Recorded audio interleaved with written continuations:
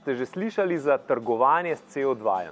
No, že od leta 1999, ko je bil podpisan Kjotski sporazum, so države in industrija na splošno dobile neke kupončke.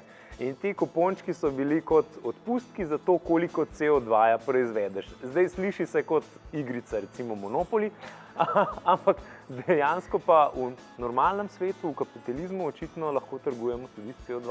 In tako trgujejo tudi avtomobilski proizvajalci. Seveda nekateri svoje produkte, avtomobile proizvedejo z manj okoljskega onesnaževanja, drugi z več. In zdaj tisti, ki porabijo več, kupujejo od tistih odpustke. Recimo tukaj prednjačita seveda Tesla, pa Toyota, pa še nekateri drugi proizvajalci. Ampak to je samo en del zgodbe.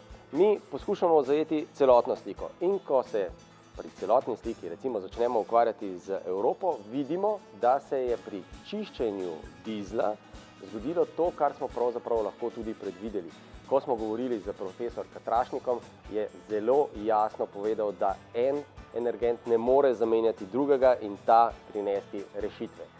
Kar vidimo pri čiščenju dizla je, da se lastniki dizelskih avtomobilov, ko razmišljajo o nakupu novega avtomobila v lanskem in letošnjem letu, tehtajo predvsem o tem, ali bi kupili bencinsko gnan avto ali električnega. Za električnega očitno še ni dovolj alternativ, ki bi bile vsaj ne tako zelo primerljive, kot jih ponuja dizelsko gnan avto, zato jih gre kar nekaj, 6,5% točke v lanskem letu, iz dizelskih avtomobilov na bencinske. Kaj to pomeni za CO2?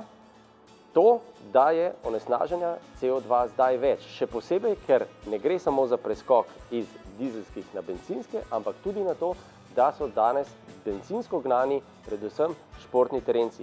Večji, težji, ki porabijo več. In ko imamo celotno sliko pred sabo, ugotovimo, da torej še enkrat več vemo, da ni en energent rešitev za vse ostale. In v eni od preteklih oddaj smo vam pokazali, da v bistvu imamo že dizelski agregat 6.2, Euro 6.2 standarda, ki proizvaja v povprečju 0 grama NOx-ov, oziroma trdih delcev na 100 km. Dizelski torej delajo NOx, bencinski pa CO2, da tako malo povzamemo. In spet je tudi to, da kar vedno govorimo, da ni važno, kaj uporabljamo, važen je energent, ki ga porabimo, oziroma energija, ki jo s tem energentom porabimo, zato izberite sebi primernega. Renault pripravlja teren za novega kanguja, po pričakovanjih z električno verzijo. Že je jasno, da bo zasnovan na skupni platformi zveze Renault-Nissan-Mitsubishi.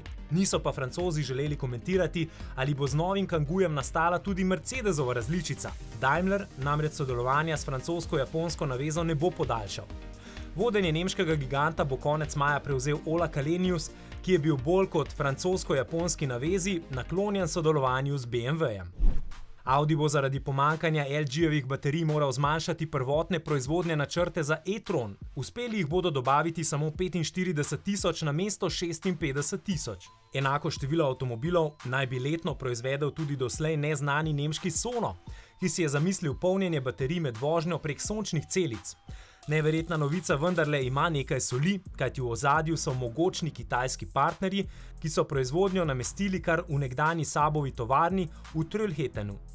Smele načrte na električnem področju ima tudi novi ameriški startup Rivian, ki pa svoj uspeh vidi še bolj v izdelavi električnih vozil tudi za druge znamke. Kapacitete si je tako s 700 milijonskim vložkom že zagotovil Amazon. Med avtomobilisti pa je ta startup, potem ko je padel posel s GM-om, zdaj stičišče našel pri Fordu.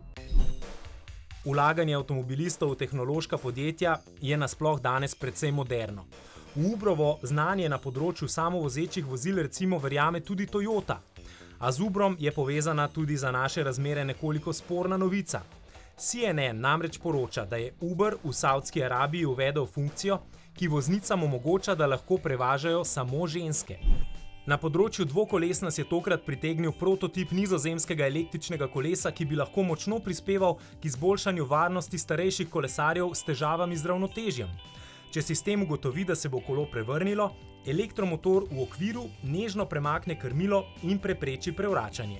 Pri podjetju Lime, ki ponuja izposojo električnih skirojev v mestih, pa se prav tako ukvarjajo s pomankanjem ravnotežja, a ne zaradi starosti, temveč zaradi vinjenosti uporabnikov. Največ nesreč z e-skiroji se namreč dogaja po zaprtju barov, ko si nekateri namesto pešačenja izberejo prav to prevozno sredstvo. Domačo premiero pa je doživela Oplova rally ekipa, a tudi Oplovi starodobniki. Nemci namreč praznujejo 120-letnico, v zgodovino pa gleda tudi naslednji test.